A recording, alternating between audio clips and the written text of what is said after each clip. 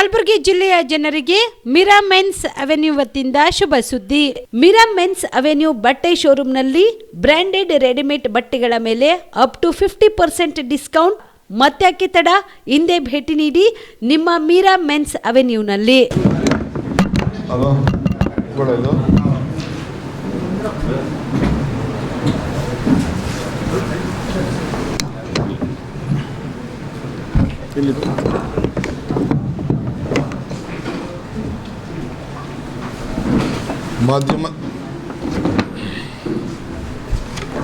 ಮಾಧ್ಯಮದ ಎಲ್ಲ ಸ್ನೇಹಿತರೆ,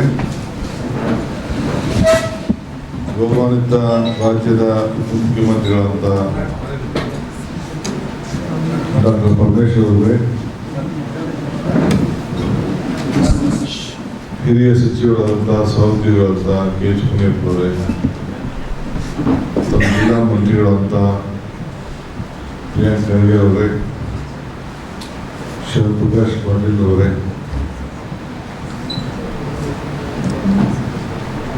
KKRDB ಅಧ್ಯಕ್ಷರಾದ ಅಜಯ್ ಸಿಂಗ್ ಅವರೇ, ಶಾಸಕ ಮಿತ್ರರಾದಂಥ ಪಾಟೀಲ್ ಅವರು ಮತ್ತು ನಮ್ಮ ಅವರೇ, ಅಲ್ಲಂಪುರ್ ಅವರು,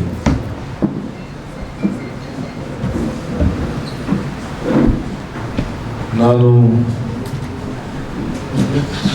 ಒಂದು ತಿಂಗಳಾಯಿತು ಅಧಿಕಾರ ತೆಗೆದುಕೊಂಡು. ಇದು ಅಧಿಕಾರಕ್ಕಿಂತ ರಾಜ್ಯದ ಜನತೆ ಸೇವೆ ಮಾಡಲು ಒಂದು ದೊಡ್ಡ ಅವಕಾಶ ಅಂತೇಳಿ ನಾನು ಕಲ್ಪಿಸ್ಕೊಂಡು ನನ್ನ ಹೆಜ್ಜೆಯನ್ನು ಇಡ್ತಾ ಇದ್ದೇನೆ. ನಾವೆಲ್ಲ ಬಹಳ ಹಿಂದಿಂದ, ನಾನು ಡಾಕ್ಟರ್ ಪರಮೇಶ್ವರು,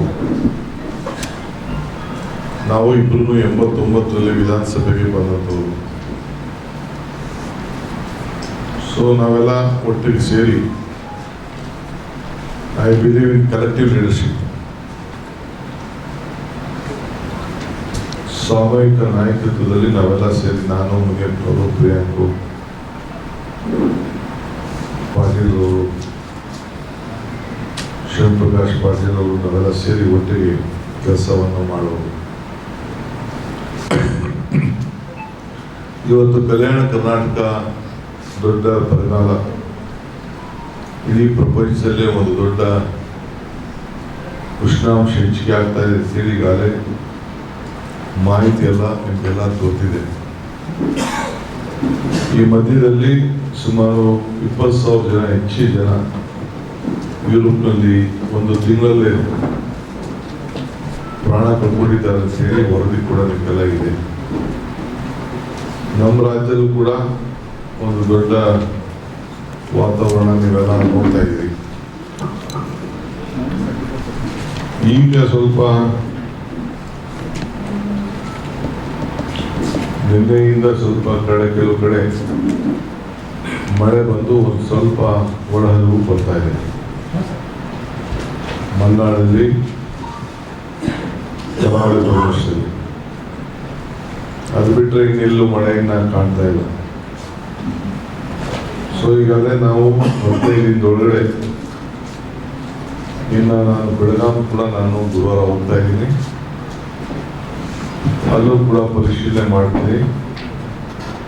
ಎಲ್ಲ ವಿಭಾಗದ ಮಟ್ಟಕ್ಕೆ ಕೂಡ ಹೋಗಿ ಪರಿಶೀಲನೆ ಮಾಡಿ ಜನರ ಅಭಿಪ್ರಾಯ ಮತ್ತು ವರದಿಯನ್ನು ತರಿಸ್ಕೊಂಡು ಏನು ಡ್ರಾಟ್ ಬಗ್ಗೆ ಚಿಂತನೆ ಮಾಡಬೇಕು, ಕೇಂದ್ರ ಸರ್ಕಾರಕ್ಕೆ ಏನು ರಿಪೋರ್ಟ್ ಸಲ್ಲಿಸಬೇಕು, ನಾನು ಏನು ನಾರ್ಮ್ಸ್ ಇದೆ ಆ ನಾರ್ಮ್ಸನ್ನು ಗಮನದಲ್ಲಿ ಇಟ್ಕೊಂಡು ನಾನು ಡ್ರಾಟ್ ಬಗ್ಗೆ ತೀರ್ಮಾನವನ್ನು ಮಾಡ್ತೇನೆ. ಏಕೆ ಇನ್ನೊಂದು ಸ್ವಲ್ಪ ದಿನ ನಾವು ಅವಕಾಶವನ್ನು ನಾವು ಮಾಡಿಕೊಡ್ಬೇಕಾಗ್ತದೆ. ಈ ಭಾಗದಲ್ಲಿ ಸುಮಾರು ವಾಡಿಕೆ ಮಳೆಗಿನ ಈಗಾಗಲೇ ಡಿಫಿಷಿಯಂಟ್ ಈಗಾಗಲೇ ಸುಮಾರು 34% ಇದೆ. ಈ 37 ತಾಲೂಕಿನಲ್ಲಿ 51 ತಾಲೂಕಲ್ಲಿ 37 ತಾಲೂಕಲ್ಲಿ ಮಳೆ ಬಹಳ ಕಡಿಮೆ ಇರೋದು ಈಗಾಗಲೇ ದಾಖಲೆಗೆ ಬಂದಿದೆ. ಸೊ ಇದ್ರ ಬಗ್ಗೆ ನಾವು ವ್ಯಾಪಕವಾಗಿ ಏನೇನು ಮುಂಜಾಗ್ರತೆ ಕ್ರಮ ಕೈಗೊಳ್ಳಬೇಕು ಅಂತ ಹೇಳಿ ಈಗಾಗಲೇ ನಮ್ಮ ರೆವಿನ್ಯೂ ಮಿನಿಸ್ಟ್ರು ಉಪಮುಖ್ಯಮಂತ್ರಿಗಳು ಪರಿಶೀಲನೆ ಮಾಡಿದ್ದಾರೆ, ಚರ್ಚೆ ಮಾಡಿದ್ದಾರೆ, ಅಧಿಕಾರಿಗಳಿಗೆ ಸೂಚನೆ ಕೊಟ್ಟಿದ್ದಾರೆ. ನಾವು ಕೂಡ ರೈತರಿಗೆ ಗೊಬ್ಬರ ಮತ್ತು ಮೇವಿನ ವಿಚಾರದಲ್ಲಿ ಮುಂಜಾಗ್ರತೆಯನ್ನು ವಹಿಸಬೇಕು.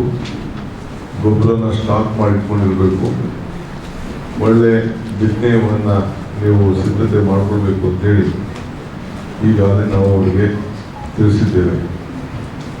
ಸೊ ಕೃಷಿ ಇಲಾಖೆಗೆ ಸಂಬಂಧಪಟ್ಟಂಥ ಎಲ್ಲರೂ ಕೂಡ ಜಾಗ್ರತೆ ಮಾಡಬೇಕು. ವಿದ್ಯುತ್ ಶಕ್ತಿ ವಿಚಾರದಲ್ಲಿ ನಮ್ಮ ನೀರು ನಮ್ಮ ಕೆಳಗಡೆಗೆ ಹೋಗಿದೆ. ಅಲ್ಲೂ ಕೂಡ ಟ್ರಾನ್ಸ್ಫಾರ್ಮರ್ಸ್ ಎಲ್ಲೆಲ್ಲಿ ಸಮಸ್ಯೆ ಇದೆ, ವಿಶೇಷವಾಗಿ ಕುಡಿಯುವ ನೀರಿಗೆ ಆದ್ಯತೆಯನ್ನು ಕೊಟ್ಟು ಎಲ್ಲ ಏನೇ ಸಮಸ್ಯೆ ಇದ್ದರೆ ಅದನ್ನು ಬಗೆಹರಿಸಿ ಕುಡಿಯುವ ನೀರಿಗೆ ಆದ್ಯತೆಯನ್ನು ಕೊಡಬೇಕು. ಅವರಿಗೆ ಎಲ್ಲ ಕೂಡ ಟ್ರಾನ್ಸ್ಫಾರ್ಮರ್ ಏನಾದರೂ ರಿಪೇರ್ಸ್ ಇತ್ತು, ಬದಲಾವಣೆ ಮಾಡೋದಿದ್ದರೆ ನೀವು ಮಾಡಬೇಕು ಅಂತೇಳಿ ಎಸ್ಕಾಂಗೆ ನಾನು ಆದೇಶವನ್ನು ನಾನು ಕೊಟ್ಟಿದ್ದೇನೆ. ಸೊ ಜೊತೆಗೆ ಎಲ್ಲ ಡೆಲಿಮೆಂಟ್ ಕೇಂದ್ರಗಳನ್ನು ಕಾರ್ಯಗೊಳಿಸಬೇಕು ಅಂತ ಕೂಡ ಅವರಿಗೆ ತಿಳಿಸಿದ್ದೇನೆ. ಆಮೇಲೆ ಈ ರಿಪೇರ್ ಸೆಂಟರ್ಗಳಿಗೆ ಎಲ್ಲೆಲ್ಲಿ ಹಿಂದೆ ರಿಪೇರ್ ಸೆಂಟರ್ಗಳು ನಾವು ಮಾಡಿದ್ದು ಅಲ್ಲೆಲ್ಲ ವೀಕ್ಷಣೆಯನ್ನು ಮಾಡಬೇಕು ಅಂತೇಳಿ ಅವರಿಗೆ ನಾನು ತಿಳಿಸಿದ್ದೇನೆ. ಕುಡಿಯೋ ನೀರಿಗೆ ಭಾಳ ತುರ್ತಾಗಿ ಕೆಲವು ಕಾರ್ಯಕ್ರಮವನ್ನು ವಹಿಸಬೇಕು ಅಂತೇಳಿ ತಿಳಿಸಿದ್ದೇವೆ. JJM ವಿಚಾರದಲ್ಲಿ ಈಗಾಗಲೇ ಏನೇನು ಸಮಸ್ಯೆ ಇತ್ತು, ಅನೇಕ ಪ್ರಸ್ತಾವನೆಗಳು ಬಂತು. ಸ್ವಲ್ಪ ಕೆಲಸದ ಬಗ್ಗೆ ಹಿಂದೆ ಎಲ್ಲ ಕೇಂದ್ರ ಸರ್ಕಾರ ಹಣ ಬಿಡುಗಡೆ ಮಾಡಲಿಲ್ಲ. ಅದು ಕೂಡ ನಾವು ಏನು ಮಾಡಬೇಕು ಅನ್ನೋದು ಕೂಡ ಅವರಿಗೆ ನಾನು ನಿರ್ದಿಷ್ಟವಾದಂಥ ಗುರಿಯನ್ನು ಕೊಟ್ಟಿದ್ದೇನೆ. ಸೊ ಇದನ್ನು ನಾವು ಗಮನದಲ್ಲಿ ಇಟ್ಕೊಂಡು ಕೆಲಸವನ್ನು ನಾವು ಮಾಡ್ತೇವೆ. ನಿನ್ನೆ ನಾನು ಹೇಳೋದಾದರೆ, ನಾನು ಮತ್ತು ನಮ್ಮೆಲ್ಲ ಸಹೋದ್ಯೋಗಿಗಳು, ಉಪಮುಖ್ಯಮಂತ್ರಿಗಳು ನಾವು ನಿನ್ನೆ ಕಲ್ಯಾಣ ಕರ್ನಾಟಕದ ಬೀದರ್ ಬಸ್ಸು ಕಲ್ಯಾಣಕ್ಕೆ ಫಸ್ಟ್ ಭೇಟಿ ಕೊಟ್ಟವು. ಅಲ್ಲಿ ಭೇಟಿ ಕೊಟ್ಟು ಅನುಭವ ಮಂಟಪದಿಂದ ಈ ಬಸವಣ್ಣನ ನಾಡಿನಿಂದ ಈ ನನ್ನ ಪರಿಶೀಲನಾ ಸಭೆ ಜನರ ಸಮಸ್ಯೆಯನ್ನು ಆಲಿಸಲಿಕ್ಕೆ ಅಲ್ಲಿ ಪ್ರಾರಂಭ ಮಾಡಿ, ಅಲ್ಲಿ ಪರಿಶೀಲನೆ ಮಾಡಿ, ಅಲ್ಲಿ ಎಲ್ಲ ಕಡೆ ಕೂಡ ಭೇಟಿಯನ್ನು ಕೊಟ್ಟು ಎಲ್ಲ ವರ್ಗದ ಸಮಾಜದಲ್ಲಿರುವಂಥ ಎಲ್ಲ ವರ್ಗದ ಜನರು ಕೂಡ ಆ ಪುತ್ಥಳಿಗಳಿಗೆ ಗೌರವವನ್ನು ಕೊಟ್ಟು, ಅದಾದಮೇಲೆ ನಾನು ರಾತ್ರಿ ಕಾಂಗ್ರೆಸ್ ಕಾರ್ಯಕರ್ತರ ಸಭೆಯನ್ನು ಕೂಡ ಉದ್ದೇಶಿಸಿ ಅಲ್ಲೂ ಕೂಡ ಅವರಿಗೆ ಏನು ಮಾರ್ಗದರ್ಶನ ಕೊಡಬೇಕು ಆ ಕೆಲಸ ಕೂಡ ಮಾಡಿದ್ದೇನೆ. ನಮ್ಮ ಪ್ರಯಾರಿಟಿ ಏನು ಅನ್ನೋದನ್ನು ಈಗಾಗಲೇ ತಾವೆಲ್ಲ ಗಮನಿಸ್ತಾ ಇದ್ದೀರಿ. ನನ್ನ ಪ್ರಯಾರಿಟಿ ಗ್ರಾಮೀಣ ಜನರ ಬದುಕನ್ನು ಹಸನು ಮಾಡಬೇಕು. ಈ ದೃಷ್ಟಿಯಿಂದ ಏನು ಬೆಂಗಳೂರು ನಗರಗಳಲ್ಲಿ ದೊಡ್ಡ ದೊಡ್ಡ ಟೌನ್ಗಳಲ್ಲಿ ಯಾವ ರೀತಿ ಸೌಲಭ್ಯಗಳಿದೆಯೋ ಅದು ಕೂಡ ಎಲ್ಲ ನಮ್ಮ ನಗರಗಳಿಗೆ, ನಮ್ಮ 2 ಟೈರ್ ಸಿಟಿ 3 ಟೈರ್ ಸಿಟಿಗಾಗಲಿ ಕೊಡಿಸ್ಬೇಕು ಅನ್ನೋದು ನಮ್ಮ ಮೊದಲನೇ ಆದ್ಯತೆ. ನಮ್ಮ ಚುನಾವಣಾ ಪ್ರಣಾಳಿಕೆಯಲ್ಲಿ ಒಂದು ವಿಚಾರನ ನಾನೀಗಾಗಲೇ ಘೋಷಣೆ ಮಾಡಿದ್ದೇನೆ. ಏನಪ್ಪ ಅಂತಂದರೆ, ಯಾರು ಎಂಪ್ಲಾಯ್ಮೆಂಟ್ ಕ್ರಿಯೇಟ್ ಮಾಡ್ತಾರೆ ಅಂಥವ್ರಿಗೆ ಈ ಗುಲ್ಬರ್ಗ ಟೌನ್ ಇರ್ಬೋದು, ಬೀದರ್ ಇರ್ಬೋದು, ಯಾವುದೇ ಆಗಲಿ 2 ಟೈರ್ 3 ಟೈರ್ ಸಿಟಿ ಬಿಟ್ಟು, ಬ್ಯಾಂಗ್ಳೂರು ಸಿಟಿ ಬಿಟ್ಟು ಬೇರೆ ಕಡೆ ಯಾರು ಎಂಪ್ಲಾಯ್ಮೆಂಟ್ನ ಜನ್ರೇಟ್ ಮಾಡ್ತಾರೆ ಅಂಥ ಕಡೆ FIRನ ಈಗಾಗಲೇ ನಾವು 0.6 ಟೈಮು ಪ್ರೀಮಿಯಮ್ FIR ಕೊಡ್ತಾಯಿದ್ದೀವಿ. ಅದು ಬಿಟ್ಟು ಅದು ಸೇರಿಕೊಂಡು 2 ಟೈಮ್ಸ್ FIR ಕೊಟ್ಟು ಹೈ ರೈಸ್ ಬಿಲ್ಡಿಂಗಾಗಿ ಹೋಗಬೇಕು. ಸೊ ಅಲ್ಲಿ ಬೆಂಗಳೂರಲ್ಲಿ 70 ರೂಪಾಯಿ, 80 ರೂಪಾಯಿ, 90 ರೂಪಾಯಿ, 100 ರೂಪಾಯಿ ಬಾಡಿಗೆಗೆ ಇರ್ತದೆ. ಸೊ ಇಂಥ ನಗರಗಳಲ್ಲಿ ಒಂದು 40-50 ರೂಪಾಯಿಗೆ ಸಿಕ್ಕಿದ್ರೆ ಅಲ್ಲಿಂದ ಬಂದು ಇಲ್ಲಿ ಎಂಪ್ಲಾಯ್ಮೆಂಟ್ ಕ್ರಿಯೇಟ್ ಆಗಲಿ, ಅದಕ್ಕೆ ಕಡಿಮೆ ದರದಲ್ಲಿ ಅವ್ರಿಗೆ ಜಾಗ ಸಿಗಲಿ ಅನ್ನೋ ದೃಷ್ಟಿಯಿಂದ ಇದೊಂದು ಹೊಸ ಸ್ಕೀಮನ್ನು ನಾನು ಈ ಒಂದು ಗುಲ್ಬರ್ಗಾಯಿಂದ ಅನೌನ್ಸ್ಮೆಂಟ್ ಮಾಡ್ತಾಯಿದ್ದೀನಿ. ಅದಕ್ಕೆ ಸಂಬಂಧಪಟ್ಟಂಥ ಏನು ಅಮೆಂಡ್ಮೆಂಟ್ ತರಬೇಕು ಅದನ್ನು ಕೂಡ ತರಲಿಕ್ಕೆ ಅರ್ಬನ್ ಡೆವಲಪ್ಮೆಂಟ್ ಮುಖಾಂತರ, ಟೌನ್ ಪ್ಲಾನಿಂಗ್ ಮುಖಾಂತರ ಆ ಕೆಲಸವನ್ನು ಮಾಡ್ತೇನೆ. ಇದು ಈ ನಗರಗಳಲ್ಲಿ ಗುಲ್ಬರ್ಗ, ಬೀದರ್, ಬಳ್ಳಾರಿ ಇರ್ಬೋದು, ಯಾವುದೇ ಆಗಲಿ ಸೆಕೆಂಡ್ ಟೈರ್ ಸಿಟಿ ಇದೆ, ಅಲ್ಲೆಲ್ಲ ಹೈ ರೈಸ್ ಬಿಲ್ಡಿಂಗ್ಗಳು ಬರಲಿಕ್ಕೆ ಅನುಕೂಲ ಆಗ್ತದೆ. ಆಗ ಉದ್ಯೋಗಗಳು ಸೃಷ್ಟಿಯಾಗ್ತದೆ. ಇದು ಬರೀ ಹೌಸಿಂಗ್ ಮಾತ್ರ ನಾನು ಇದಕ್ಕೆ ಯೋಚನೆ ಮಾಡ್ತಾಯಿಲ್ಲ. ಎಂಪ್ಲಾಯ್ಮೆಂಟ್ ಕ್ರಿಯೇಷನ್ಗೋಸ್ಕರ ಈ ಒಂದು ಅನುಕೂಲಕರವಾದಂಥ ಕಡಿಮೆ ದರದಲ್ಲಿ ಬಾಡಿಗೆಗೆ ಅವ್ರಿಗೆ ಜಾಗ ಸಿಗಬೇಕು ಮತ್ತು ಇಲ್ಲೂ ಕೂಡ ಉದ್ಯೋಗವನ್ನು ಸಿಗಬೇಕು. ಜನ ವಲಸೆ ಬರೋದನ್ನ, ಬೆಂಗಳೂರಿಗೆ ಬರೋದನ್ನ, ನಗರಗಳಿಗೆ ಹೋಗೋದನ್ನ ತಪ್ಪಿಸ್ಬೇಕು ಅನ್ನೋ ದೃಷ್ಟಿಯಿಂದ ಈ ನಿರ್ಧಾರವನ್ನು ಇವತ್ತು ಗುಲ್ಬರ್ಗಾದಲ್ಲಿ ನಾನು ಅನೌನ್ಸ್ಮೆಂಟ್ ಮಾಡ್ತಾ ಇದ್ದೀನಿ. ಇದಲ್ಲದೆ ಈಗಾಗಲೇ ಪ್ರದೇಶದ ಜನರಿಗಾಗಿ, ಯಾರಿಗಾಗಲಿ ಯುವಕರಿಗೆ ಉದ್ಯೋಗ ಸೃಷ್ಟಿ ಮಾಡಬೇಕು ಅಂತ ಹೇಳಿ ಖಾಸಗಿ ಕ್ಷೇತ್ರದಲ್ಲಿ ಒಂದು ಉದ್ಯೋಗ, ಒಂದು ಗೌರ್ಮೆಂಟೇ ಒಂದು ಎಕ್ಸ್ಚೇಂಜ್ನ ಉದ್ಯೋಗ ಸೇತುವೆ ಅಂತೇಳಿ ಒಂದು ಮಾಡ್ತಾ ಇದ್ದೇವೆ. ಸೊ ಯಾರೇ ಪ್ರೈವೇಟ್ ಕಂಪ್ನಿಯವರು ಉದ್ಯೋಗ ತಗೋಬೇಕಾದ್ರೆ, ಉದಾಹರಣೆಗೆ ನಿಮ್ಮಲ್ಲಿ ಯಾವುದೋ ಫ್ಯಾಕ್ಟ್ರಿ ಇರ್ತದೆ, ಅವ್ರು ಬೇಕಾದರೆ ನಮ್ಮ ಸೇತುವೆಗೆ ಬರಬೇಕು, ಅವರು ನಮ್ಮ ಎಕ್ಸ್ಚೇಂಜ್ಗೆ ಬರಬೇಕು. ಅಲ್ಲಿ ಹುಡುಗರುಗಳು ಕೂಡ ಈ ಎಕ್ಸ್ಚೇಂಜಲ್ಲಿ ಅವರ ಬಯೋಡೇಟಾಗಳನ್ನ ಯಾರು ಉದ್ಯೋಗ ಬೇಕು ಅವರು ರಿಜಿಸ್ಟ್ರೇಷನ್ ಮಾಡ್ಕೊಂಡಿರ್ತಾರೆ. ಸೊ ಅವ್ರಿಗೆ ಏನಾದ್ರು ಸ್ಕಿಲ್ ಬೇಕು ಅಂತಂದರೆ ನಮ್ಮ ಸ್ಕಿಲ್ ಡಿಪಾರ್ಟ್ಮೆಂಟು ಅವ್ರಿಗೆಲ್ಲ ಕೂಡ ಅದಕ್ಕೆ ಸಂಬಂಧಪಟ್ಟಂತೆ ಏನು ಬೇಕು ಅದಕ್ಕೆ ಟ್ರೈನಿಂಗನ್ನು ಕೊಡ್ತಾರೆ. ಅದಕ್ಕೊಂದು ಸೇತುವೆ ಆಗಿ ಇರ್ತದೆ. ನಾವು ಜಾಸ್ತಿ ಅವ್ರಿಗೆ ಇಂಟರ್ಫಿಯರೆನ್ಸ್ ಮಾಡೋಕ್ಕೆ ಹೋಗಲ್ಲ. ಸ್ಟಡಿಯಲ್ಲಿ ಇಷ್ಟು ಪರ್ಸೆಂಟೇಜ್ ತೊಗೋಬೇಕು ಅಂತ ಅವ್ರಿಗೆ ಮಾರ್ಗದರ್ಶನ ಕೊಡ್ತೇವೆ. ಮಿಕ್ಕಿದ್ದು ಕೆಲವು ಹೊರಗಡೆಯವ್ರಿಗೂ ಕೂಡ ನಾವು ಅವಕಾಶ ಕೊಡಬೇಕಾಗ್ತದೆ. ಆದರೆ ಕಂಪಲ್ಸರಿ ಎಷ್ಟು ಪರ್ಸೆಂಟ್ ಕೊಡಬೇಕು ಅಂತೇಳಿ ನಾನು ಕೆಲವು ಮ್ಯಾನೇಜ್ಮೆಂಟ್ಗಳನ್ನೆಲ್ಲ ಕರೆಸಿ ಅವ್ರ ಹತ್ರನೇ ಅಭಿಪ್ರಾಯ ಪಡ್ಕೊಂಡು ಅವರನ್ನೇ ವಿಶ್ವಾಸಕ್ಕೆ ತಿಳ್ಕೊಂಡು ಈ ತೀರ್ಮಾನ ಮಾಡಬೇಕು ಎಂದು ನಾವು ತೀರ್ಮಾನವನ್ನು ನಾವು ಮಾಡ್ತಾ ಇದ್ದೇವೆ. ಈಗಾಗಲೇ ತಮ್ಗೆ ಗೊತ್ತಿರೋಂಗೆ ಈಗ SIR ಕೂಡ ನಡೀತಾ ಇದೆ. SIRಗೆ ನಾವು ಭಾಳ ಟ್ರಾನ್ಸ್ಪರೆಂಟಾಗಿ ನಮ್ಮ ಸರ್ಕಾರನೇ ಎಲ್ಲರೂ ಕೂಡ ಯಾರು ಇಲ್ಲಿ ನಾಗರಿಕರಿದ್ದಾರೆ, ಮತದಾರರಿದ್ದಾರೆ, ಆ ಮತವನ್ನು ಉಳಿಸ್ಕೊಳ್ಬೇಕು ಅಂತೇಳಿ ನಮ್ಮದು ದಿಟ್ಟವಾದಂಥ ತೀರ್ಮಾನ. ನಮ್ಮ ರಾಜಕಾರಣ ಮಾಡೋಕ್ಕೆ ನಮಗೆ ಇಷ್ಟ ಇಲ್ಲ, ಅವಶ್ಯಕತೆಯೂ ಇಲ್ಲ. ಆದರೆ ಬೇರೆಯವರು ಯಾರು ಏನು ಬೇಕಾದ್ರೂ ಟೀಕೆ ಮಾಡ್ಕೊಳ್ಳಿ, ಏನು ಬೇಕಾದ್ರೂ ಮಾಡ್ಕೊಳ್ಳಿ. ನಮ್ಮ ಬದ್ಧತೆ ಈ ರಾಜ್ಯದ ಪ್ರತಿಯೊಬ್ಬ ನಾಗರಿಕ ಕೂಡ ಅವನ ಮತದ ಹಕ್ಕನ್ನು ಉಳಿಸ್ಕೊಳ್ಬೇಕು.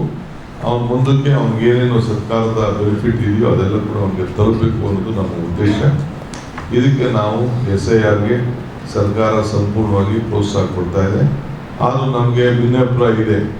ನಾವು ಕೋರ್ಟಲ್ಲಿ ನಮ್ಮದೇ ಆದಂಥ ಅಭಿಪ್ರಾಯನ ಸಲ್ಲಿಸ್ತಾ ಇದ್ದೇವೆ. ಆದರೂ ಕೂಡ ವಿರೋಧ ಪಾರ್ಟಿಯವರು ಪಾಪ ನಮ್ಮ ಸರ್ಕಾರ ತೆಗೆದುಕೊಂಡಂಥ ನಿರ್ಧಾರವನ್ನು ನಾವು ಇದಕ್ಕೆ ಬೆಂಬಲವನ್ನು ನಿಂತ್ಕೊಳ್ಳೋದಿಲ್ಲ ಅಂತ ತಿಳ್ಕೊಂಡಿರ್ತೀವಿ. ಹಾಗಂತ ನಾವು ನಮ್ಮ ವೋಟ್ನ ಕಳ್ಕೊಳ್ಳಿಕ್ಕೆ ಯಾರಿಗೂ ಇಷ್ಟ ಇಲ್ಲ.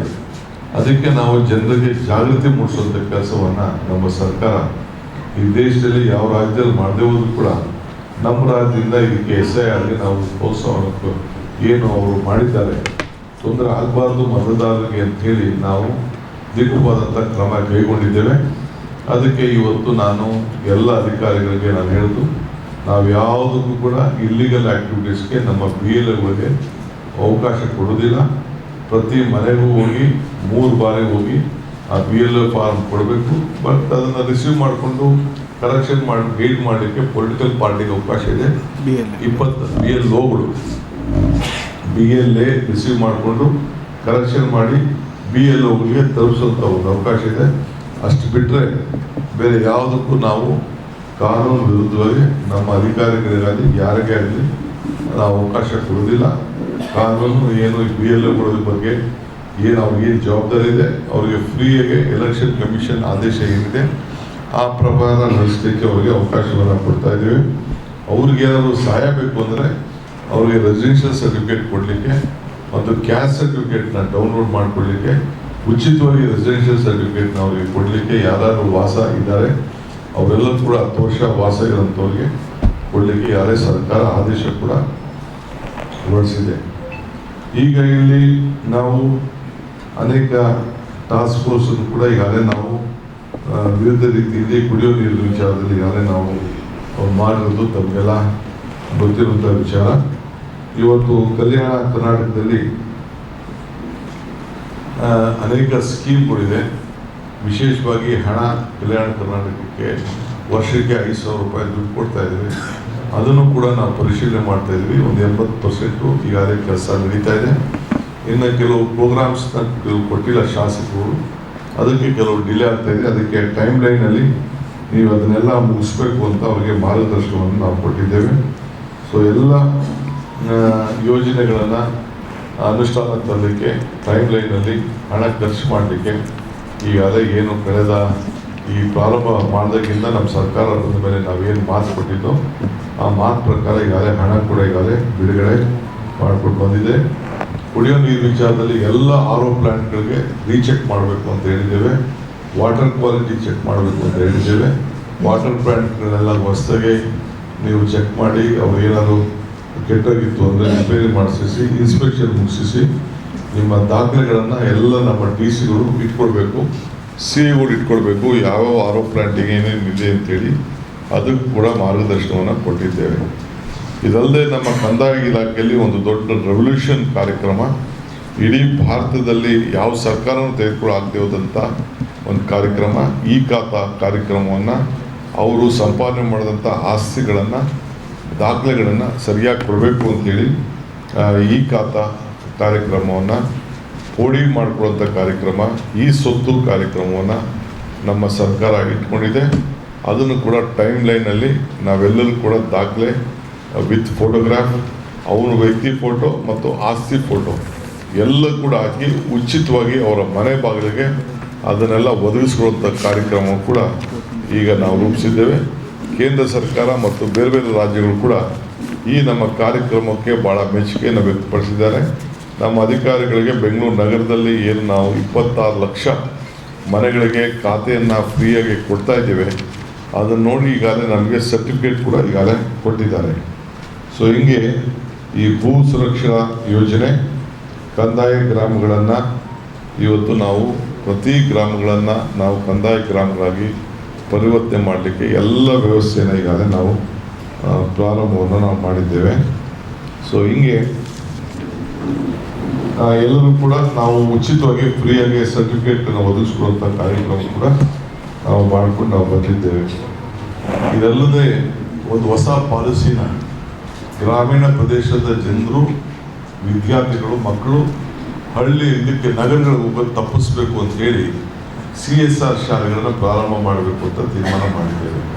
ಅಂದರೆ CSR ನಮ್ಮ ಖಾಸಗಿ ಫ್ಯಾಕ್ಟ್ರಿಯವರು ಯಾರು ಇರ್ತಾರೆ ಅವರು ಹಣವನ್ನು ಕೊಟ್ಟು ಗ್ರಾಮೀಣ ಪ್ರದೇಶದಲ್ಲಿ ಒಂದು ಒಳ್ಳೆಯ ಸ್ಕೂಲು, KPS ಸ್ಕೂಲ್ 10 ರಿಂದ 15 ಕೋಟಿ ರೂಪಾಯಿ ಬಂಡವಾಳ ಮಾಡಿ ಹಾಕಿ ನಮಗೆ ಸರ್ಕಾರಕ್ಕೆ ಶಾಲೆ ಕಟ್ಕೊಡ್ಬೇಕು. ಅವರು ನಮಗೇನು ನಮಗೆ ಹಣ ಕೊಡೋದು ಬೇಡ, ನಾವು ಜಾಗ 2000 ಸ್ಕೂಲ್ ಜಾಗನ ನಾವು ಕೊಡ್ತೀವಿ ಅವ್ರಿಗೆ, ಅಲ್ಲಿ ಅವ್ರು ಕಟ್ಕೊಂಡು ಅವ್ರ ಹೆಸರು ಇಟ್ಕೊಳ್ಬೇಕು.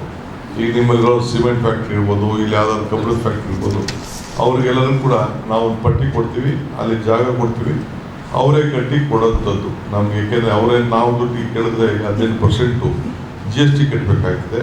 ಅದಕ್ಕೆ ನೀವೇ ಕಟ್ಟಿ ಮಾಡಲು ಮಾತ್ರ ನಾವು ಕೊಡ್ತೇವೆ. ಮಿಕ್ಕಿದ್ದು ಅದಕ್ಕೆ ಟೆಕ್ನಿಕಲ್ ಸ್ಟಾಫು, ಎಜುಕೇಷನ್ ಸ್ಟಾಫ್ಗೆ ಅದಕ್ಕೊಂದು ಬೇರೆ ಥರ ಒಂದು ಗೈಡ್ಲೈನ್ಸ್ ಕೂಡ ನಾವು ಮಾಡ್ತಾಯಿದ್ದೀವಿ.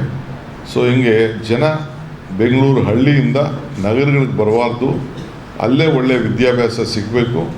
ಆದಷ್ಟು ನಮಗೆ 14-15 ವರ್ಷ ನಾವು ವಿದ್ಯಾಭ್ಯಾಸವನ್ನು ಉತ್ತಮವಾದಂಥ ನಮ್ಮ ಗ್ರಾಮೀಣ ಪ್ರದೇಶದ ಮಕ್ಕಳಿಗೆ ವಿದ್ಯಾಭ್ಯಾಸ ಕೊಡಬೇಕು ಅನ್ನೋದು ತೀರ್ಮಾನ ಮಾಡಿ ಈಗಾಗಲೇ ನಮ್ಮ ಎಲ್ಲ ಅಧಿಕಾರಿಗಳಿಗೆ ಮಾರ್ಗದರ್ಶನವನ್ನು ಕೊಟ್ಟಿದ್ದೇವೆ. ಇದಲ್ಲದೆ ಈಗಾಗಲೇ ತಮಗೆಲ್ಲ ಗೊತ್ತಿದೆ, ಜನರ ಸಮಸ್ಯೆಯನ್ನು ಆಲಿಸಲಿಕ್ಕೆ, ಕುಂದು ಕೊರತೆಗಳನ್ನು ವಿಚಾರಿಸಲಿಕ್ಕೆ ಒಂದು ಹೊಸ ಇಲಾಖೆ, ಪ್ರಜಾಸೇವಾ ಇಲಾಖೆ, ಆ ಇಲಾಖೆಯನ್ನು ನಾವು ಪ್ರಾರಂಭ ಮಾಡಿದ್ದೇವೆ. ಈಗ ಪ್ರತಿ ಮಂತ್ರಿಗಳು ಕೂಡ ಪ್ರತಿ ಕೇಂದ್ರ ಸ್ಥಳಕ್ಕೆ, ಪ್ರತಿ ತಾಲೂಕಿಗೂ ಭೇಟಿ ಕೊಡ್ತಾರೆ. ಒಂದೊಂದು ತಾಲೂಕಿನಲ್ಲಿ 15 ದಿನಕ್ಕೆ ಒಂದು ಸತಿ ಕಂಪಲ್ಸರಿ ಆ ಜಿಲ್ಲೆಯಲ್ಲಿ ಒಂದು ತಾಲೂಕು, ಉದಾಹರಣೆಗೆ 5-6 ಕ್ಷೇತ್ರ ಬರ್ತದೆ ನಮ್ಮ ಪ್ರಿಯಾಂಕ್ ಅವ್ರಿಗೆ, 15 ದಿನಕ್ಕೆ ಒಂದು ಸತಿ ಆ ಕ್ಷೇತ್ರಕ್ಕೆ ಕಂಪಲ್ಸರಿ ಅವ್ರು ಹೋಗಲೇಬೇಕು, ಅವ್ರು ಆಯ್ಕೆ ಮಾಡ್ಕೋಬೇಕು. ಒಂದು 15 ದಿನಕ್ಕೆ ಒಂದು ದಿನ ಶನಿವಾರ ಒಂದು ತಾಲೂಕಲ್ಲಿ ಪ್ರಜಾಸೇವೆ ಇಲಾಖೆಯಿಂದ ಪ್ರಜಾದರ್ಶನ, ಪ್ರಜಾಸೇವೆ ಅಭಿಯಾನ ಮಾಡಲೇಬೇಕು. ಅದಕ್ಕೊಂದು ಹೊಸ ಟೆಂಪ್ಲೇಟ್ ರೆಡಿ ಮಾಡ್ತಾ ಇದ್ದೇವೆ, ಫಾರ್ಮ್ಯಾಟ್ ರೆಡಿ ಮಾಡ್ತಾ ಇದ್ದೇವೆ. ಆ ಪ್ರಕಾರ ಕಾರ್ಯಕ್ರಮ ಮಾಡಬೇಕು. ಶಾಸಕರುಗಳು ಕಂಪಲ್ಸರಿಯಾಗಿ ಹೋಬಳಿ ಮಟ್ಟದಲ್ಲಿ, ಪಂಚಾಯತಿ ಮಟ್ಟದಲ್ಲೂ ಕೂಡ ಆ ಕಾರ್ಯಕ್ರಮವನ್ನು ನಡೆಸಬೇಕು. ಅದಕ್ಕೆ ಕೂಡ ಮಾರ್ಗದರ್ಶನ ಕೊಟ್ಟು ಅದಕ್ಕೊಂದು ಒಳ್ಳೆಯ ಅಧಿಕಾರಿಗಳನ್ನಿಟ್ಟು ಒಂದು ಮಿನಿಸ್ಟ್ರಿನೇ ಅದಕ್ಕೋಸ್ಕರ ನಾವು ಸಿದ್ಧತೆಯನ್ನು ನಾವು ಮಾಡ್ಕೊಂಡು ಬರ್ತಾ ಇದ್ದೇವೆ. ಇದಲ್ಲದೆ ಈಗಾಗಲೇ ನಾವು ಘೋಷಣೆ ಮಾಡಿದ್ದೇವೆ, ರಾಹುಲ್ ಗಾಂಧಿಯವರು ಈ ದೇಶದ ಉದ್ದಗಲಕ್ಕೂ ಕೂಡ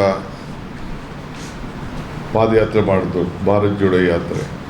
ಏಂತಕ್ಕೆ ಮಾಡಿದ್ರು? ಯುವಕರಿಗೋಸ್ಕರ, ಜನ ಒಗ್ಗಟ್ಟಾಗಿರಬೇಕು, ಜಾತ್ಯತೀತ ಮನೋಭಾವ ಇಟ್ಕೊಂಡಿರಬೇಕು ಅಂಥೇಳಿ ಭಾರತ್ ಜೋಡೋ ಸಂಘಟನೆಯನ್ನು ಮಾಡಿದ್ರು.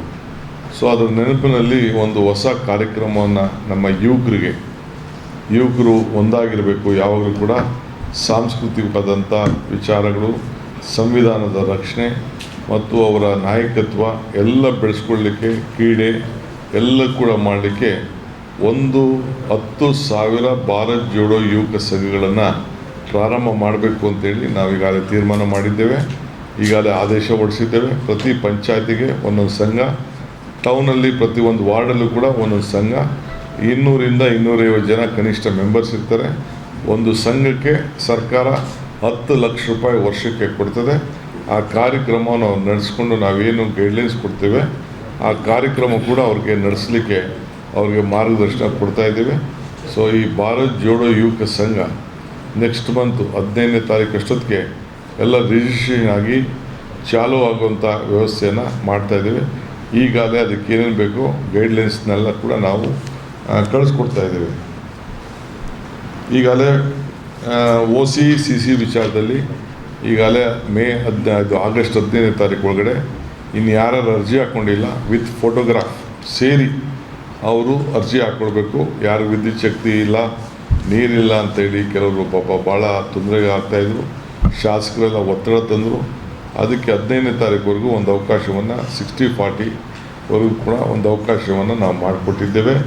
ಅದಕ್ಕೂ ಕೂಡ ಒಂದು ಟೈಮ್ ಲೈನನ್ನು ಫಿಕ್ಸ್ ಮಾಡಿದ್ದೇವೆ. ಅದಾದಮೇಲೆ ನಾವು ಯಾವ ಕಾರಣಕ್ಕೂ ಅವಕಾಶನ ಕೊಡೋದಿಲ್ಲ. ಸೊ ಆ ದೃಷ್ಟಿಯಿಂದ ಎಲ್ಲರೂ ಕೂಡ ಆಗಸ್ಟ್ 15ನೇ ತಾರೀಕೊಳಗೆ ಅರ್ಜಿ ಹಾಕ್ಕೊಳ್ಳಿಕ್ಕೆ ಅವಕಾಶ ಕೊಟ್ಟಿದ್ದೇವೆ. ಈಗಾಗಲೇ ಫ್ರೀ ಬಸ್ ಪಾಸನ್ನು ವಿದ್ಯಾರ್ಥಿಗಳಿಗೆ, ಹುಡುಗರುಗಳನ್ನ ಅನೌನ್ಸ್ ಮಾಡಿದ್ದೇವೆ.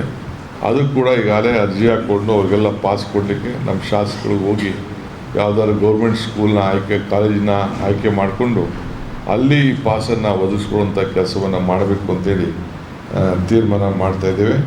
ಆಮೇಲೆ ಪ್ರತಿ ಕ್ಷೇತ್ರದಲ್ಲೂ ಕೂಡ ನಮ್ಮ ರೆವಿನ್ಯೂ ಮಂತ್ರಿಗಳಿಗೆ ಎಲ್ಲೆಲ್ಲಿ ರೆವಿನ್ಯೂ ಜಾಗಗಳಿದೆ ಅದೆಲ್ಲ ಆಯ್ಕೆ ಮಾಡಿ ಅದು ಕನಿಷ್ಠ ಒಂದು 10,000 ಬಡವರಿಗೆ ಸೈಟ್ ಹಂಚಬೇಕು. ಯಾರು ಸೈಟ್ ಇಲ್ಲ ಅವ್ರಿಗೆಲ್ಲ ಮಾಡಬೇಕು ಅಂತೇಳಿ ಡೆಪ್ಟಿ ಕಮಿಷನರ್ಗೆ ನಾವು ಮಾರ್ಗದರ್ಶನ ಕೊಟ್ಟಿದ್ದೇವೆ.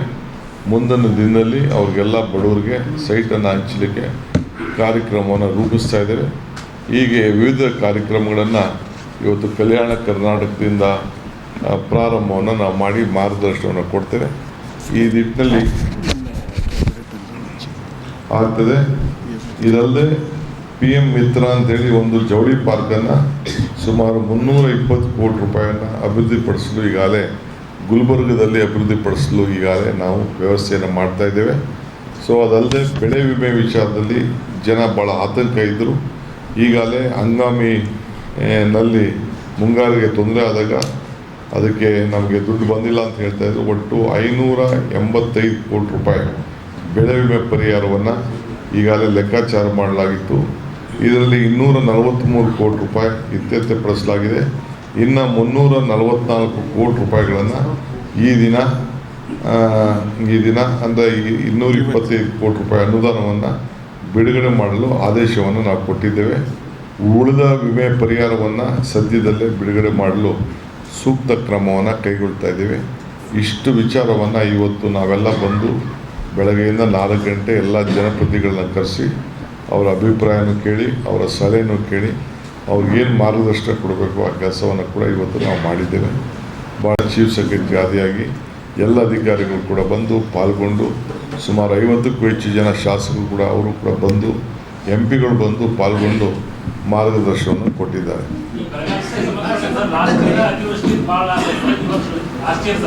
ಅತಿವೃಷ್ಟಿಯಿಂದ ರೈತ ಭಾಳ ಸಂಕಷ್ಟ ಅಂದರೆ ಪ್ರೆಸೆಂಟ್ ಬರಗಾಲದಿಂದ ಸರ್.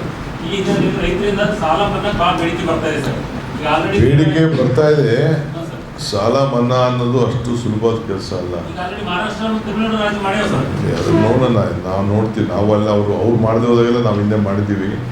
ಮನಮೋಹನ್ ಸಿಂಗ್ ಅವರು ಮಾಡಿದ್ದಾರೆ. ಅದನ್ನು ಪರಿಶೀಲನೆ ಮಾಡ್ತೀವಿ. ಸರ್, ಈಗ ರೈತರಿಗೆ ಕೃಷಿ ಇಲಾಖೆ ಅಧಿಕಾರಿಗಳು ಒಬ್ಬೊಬ್ರು ಕೊಡ್ತಾರೆ ಅಂತ ಹೇಳ್ತೀರಿ.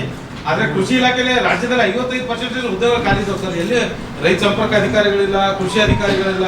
55% ಅದಕ್ಕೆ ಈಗಾಗಲೇ 57,000 ಹುದ್ದೆಗಳನ್ನು, ಖಾಲಿ ಹುದ್ದೆಗಳನ್ನು ಭರ್ತಿ ಮಾಡಿಸ್ಲಿಕ್ಕೆ ಎಲ್ಲ ಇಲಾಖೆಗಳಲ್ಲೂ ಕ್ರಮ ಕೈಗೊಂಡಿದ್ದೇವೆ.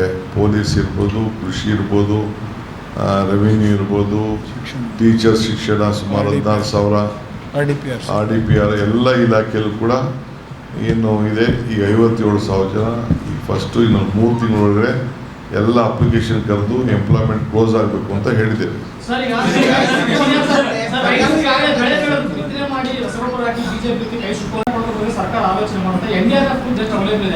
ಎಲ್ಲ ನಾವು ತಿಳಿಸ್ತೇವೆ. ಸದ್ಯ ಇವತ್ತು ತಾನೇ ಬಂದಿದ್ದೀನಲ್ಲ, ನನಗೆ ನೀವು ಸಹಕಾರ ಕೊಡಿ.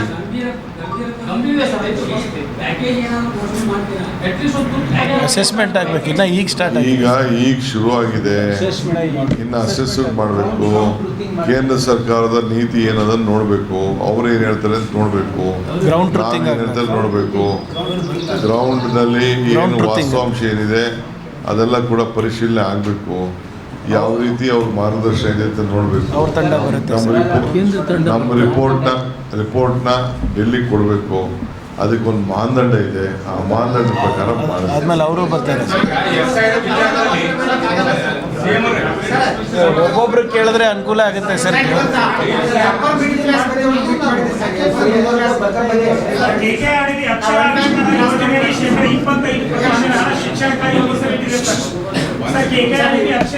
ಸರ್ ದಯವಿಟ್ಟು ಒಬ್ಬೊಬ್ರು ಕೇಳಿದ್ರೆ ಅರ್ಥ ಆಗುತ್ತೆ.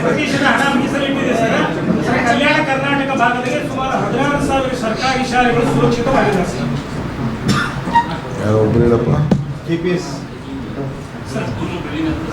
ಸ್ಕೂಲ್ ಬಿಲ್ಡಿಂಗ್ ಅದು ಡಿಲಾಪಿಟೇಟೆಡ್ ಇದೆ ಅಂತ ಹೇಳ್ತಾ ಇದ್ದಾರೆ, ಶೀತಲ್ಗೊಂಡಿದೆ ಅಂತ. ಅದಕ್ಕೋಸ್ಕರನೇ ಇಂಥ ಸ್ಕೀಮನ್ನು CSR ಶಾಲೆಗಳನ್ನು ಕಟ್ಟಿಸ್ಬೇಕು ಅಂತೇಳಿ, KPS ಶಾಲೆಗಳನ್ನು ಕಟ್ಟಿಸ್ಬೇಕು ಅಂತೇಳಿ ಸರ್ಕಾರ ಭಾಳ ಮಹತ್ವವಾದಂಥ ಯೋಜನೆಗೆ ಕೈ ಹಾಕಿದೆ.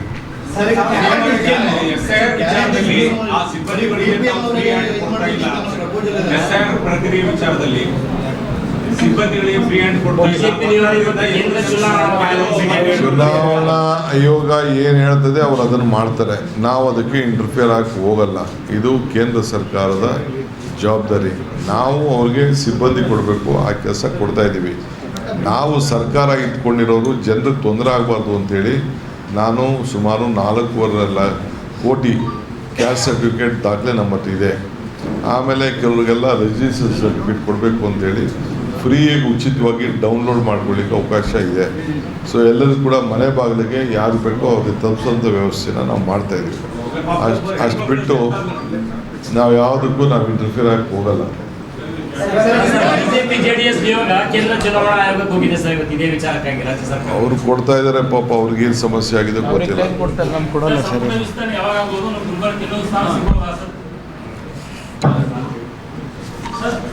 ಹೊಸ ಇಲಾಖೆ ನಮ್ಮ ಜಿಲ್ಲೆಯಿಂದ 7 ಜನ ಸಚಿವರಾಗಿರುವಂತ ಖ್ಯಾತಿರಂತ ಜಿಲ್ಲೆ ಸರ್. 7 ಜನ ಸಚಿವರಾಗಿರುವಂತ ಖ್ಯಾತಿರಂತ ಜಿಲ್ಲೆ ಇದು. ಮತ್ತೇನಾದ್ರೂ ಅವಕಾಶ ಸಿಗಲ್ಲ. ಗುಲ್ಬರ್ಗ ಇತ್ತು. ಸರ್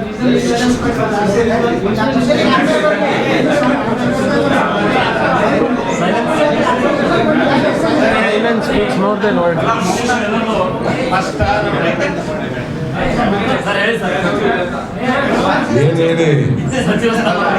ಒಂದು ಕಾಲದಲ್ಲಿ 7 ಜನ ಇತ್ತು ನಮ್ಮಲ್ಲಿ. ಕೆಲವರಿಗೆ ಈಗ 2 ಇದ್ದಾರೆ. ಇನ್ನೊಂದು ಸಚಿವ ಸ್ಥಾನ ಸಿಗುತ್ತಾ ಅಂತ. ಆ ಕಾಲದಲ್ಲಿ 100 ಜನ ಮಂತ್ರಿ ಮಾಡ್ಕೋಬೋದಾಯ್ತು. ಈಗ ಬರೀ 33 ಜನ ಮಾತ್ರ ಮಾಡ್ಕೋಬೋದು.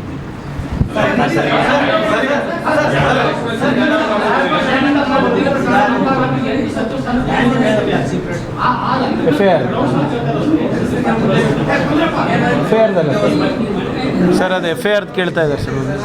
ಒಂದು ನಿಮಿಷ FIR ಏನೋ ಕೇಳ್ತಾ ಇದ್ದಾರೆ ಸರ್. ತಾವು ಈ ಲ್ಯಾಂಡ್ ಬೆಲೆ ಕಡಿಮೆ ಮಾಡಿರ್ತಕ್ಕಂಥ ಈ ಕಡೆ ಇಂಡಸ್ಟ್ರಿ ಬರಬೇಕಾದ್ರೆ ಒಂದಿಷ್ಟು ವಿದ್ಯುತ್ ಮತ್ತು ನೀರು ನೋಡಿ, ಉದ್ಯೋಗ ಹೆಚ್ಚಿಗೆ ಆಗಬೇಕು. ಹಳ್ಳಿ ಜನ ಬೆಂಗಳೂರಿಗೆ ಉದ್ಯೋಗಕ್ಕೋಸ್ಕರ ಬರೋದು ಕಡಿಮೆ ಮಾಡಬೇಕು. ಆ ಬೆಂಗಳೂರು ನಗರದಲ್ಲಿ ಮಾಡೋ ಬದಲು ಇಲ್ಲೇ ಆಕರ್ಷಣೆ ಆಗಬೇಕು. ಇಲ್ಲೂ ಒಳ್ಳೊಳ್ಳೆ ಹೈರೈಸ್ ಬಿಲ್ಡಿಂಗ್ ಬರಬೇಕು. ಗುಲ್ಬರ್ಗನೂ ಕೂಡ ಚೆನ್ನಾಗಿ ಆಗಬೇಕು. ಬೆಂಗಳೂರಿಗೆ ಮುಂದಿನ ದಿನದಲ್ಲಿ ಗುಲ್ಬರ್ಗ ಕೂಡ ಬೆಳಿಬೇಕು. ಅದಕ್ಕೆ ಏನೇನು ಇನ್ಫ್ರಾಸ್ಟ್ರಕ್ಚರ್ ಬೇಕೋ, ಏನೇನು ಸಹಾಯ ಮಾಡಬೇಕು, ಅದಕ್ಕೆ ಕಡಿಮೆ ದರದಲ್ಲಿ ಇಲ್ಲೆಲ್ಲ ಭೂಮಿ ಇರೋದ್ರಿಂದ ಜಾಗ ಕೂಡ ಬಾಡಿಗೆಗೆ ಬರೋರು ಇಲ್ಲಿ ಬಂದು ಇಲ್ಲೂ ಕೂಡ ಎಂಪ್ಲಾಯ್ಮೆಂಟ್ ಕ್ರಿಯೇಟ್ ಮಾಡಲಿ ಅನ್ನೋ ದೃಷ್ಟಿಯಿಂದ ನಾವು ಪ್ರೀಮಿಯಂ FIRನ ಇಂಟ್ರೊಡ್ಯೂಸ್ ಮಾಡಿದ್ದೇವೆ. ಮೊದಲೇ ಇತ್ತು, ಈಗ ಡಬಲ್ FIR ಅಂತ ನಾವು ಕೊಡ್ತಾ ಇದ್ದೇವೆ. ಅದನ್ನು ನಾವು ಉಪಯೋಗಿಸ್ಕೊಂಡು ಇಲ್ಲಿ ಜನರು ಬಂದು ಕೆಲವು IT BT ಮತ್ತೊಂದು ಸಂಸ್ಥೆಯವರೆಲ್ಲ ಬಂದು ಯಾರು ಉದ್ಯೋಗ ಸೃಷ್ಟಿ ಮಾಡಲಿಕ್ಕೆ ಅವಕಾಶ ಇದೆ ಅವರು ಡಬಲ್ FIR, ಈಗ 2-2.5 3 ಇರ್ತದೆ, 6 ಗಂಟೆ ಅವ್ರು ಕಟ್ಕೋಬೋದು, ಇಲ್ಲ 5 ಗಂಟೆ ಕಟ್ಕೋಬೋದು. ಕೆಲವು ಪ್ರೀಮಿಯಂ FIR ಇದೆ, ಅದನ್ನು ಬಿಟ್ಟು ಇನ್ನೂ ಒಂದು ಸೇಲ್ಸ್ ಕಟ್ಬೋದು. ಅದಕ್ಕೊಂದು ಅವಕಾಶ ಮಾಡೋಕ್ಕೆ ಒಂದು ಹೊಸ ಕಾನೂನನ್ನು ತರ್ತೇವೆ.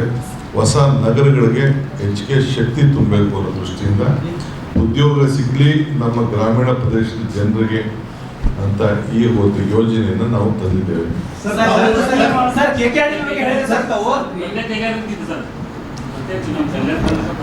ಅದು ಎಕನಾಮಿಕ್ ಮಿಷನ್ ಸ್ಟಡಿ ಮಾಡೋಕ್ಕೆ ಹೇಳಿದ್ದೀರಾ ಸರ್? ಅದೆಲ್ಲ ನಾವು ಚರ್ಚೆ ಮಾಡ್ತಾ ಇದ್ದೀವಿ ಬಿಡಿ. ಎಕನಾಮಿಕ್ ಮಿಷನ್ ಸ್ಟಡಿ ಮಾಡೋಕ್ಕೆ ಫಸ್ಟೇ ಒಂದು ಹೊಸ ಇಲಾಖೆ ಸೃಷ್ಟಿ ಬಗ್ಗೆ MB ಪಾಟೀಲ್ ಏನೋ ಅಪಸ್ವರ ಹಾಕಿದ್ದಾರೆ. ಯಾರು ಯಾವ ಅಪಸ್ವರ ಯಾರು ಇಲ್ಲ. ಅಲ್ಲ ಅಂದ್ರೆ ನಿಮ್ಗೆ ಅಪಸ್ವರ ಇರ್ಬೇಕಷ್ಟೇ.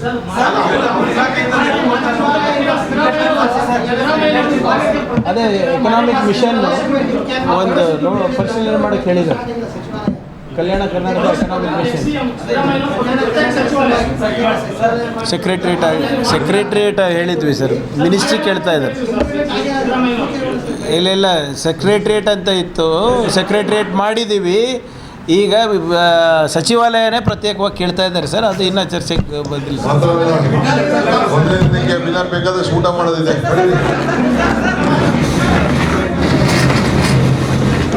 ಕಲಬುರಗಿಯ ಮಣ್ಣೂರು ಮಲ್ಟಿ ಸ್ಪೆಷಾಲಿಟಿ ಆಸ್ಪತ್ರೆ ಕಲ್ಯಾಣ ಕರ್ನಾಟಕ ಭಾಗದ ಪ್ರಸಿದ್ಧ ಆಸ್ಪತ್ರೆಗಳಲ್ಲಿ ಒಂದಾಗಿದೆ. ಡಾಕ್ಟರ್ ಫಾರೂಕ್ ಮಣ್ಣೂರು ಸಾರಥ್ಯದಲ್ಲಿ ಅತ್ಯಂತ ಅನುಭವಿ ವೈದ್ಯರಿಂದ ಉತ್ತಮ ಚಿಕಿತ್ಸೆ ನೀಡಲಾಗುತ್ತಿದೆ. ಮಣ್ಣೂರು ಮಲ್ಟಿ ಸ್ಪೆಷಾಲಿಟಿ ಆಸ್ಪತ್ರೆಯಲ್ಲಿ ಸಿಗುವ ಚಿಕಿತ್ಸೆಗಳು: general surgery, laparoscopy surgery, neuro surgery, orthopaedic surgery, plastic surgery, gastro surgery, aqua surgery, gynaecology surgery, general medicine, paediatric, neuro surgery, cardiology, haematology, endocrinology, ENT ಮತ್ತು ophthal, general physician, gynaecology, paediatric, family medicine, urology, nephrology, radiology, dialysis, advance ICU ಮತ್ತು advance OT setup, ಅತ್ಯಾಧುನಿಕ ಸೌಲಭ್ಯವುಳ್ಳ ಕ್ಯಾಸುಲಿಟಿ, ದಿನದ 24 ಗಂಟೆ emergency trauma centre. ಹೆಚ್ಚಿನ ಮಾಹಿತಿಗಾಗಿ ಸಂಪರ್ಕಿಸಿ ಬಾರಾ hills circle, ring ರಸ್ತೆ, ಕಲಬುರಗಿ.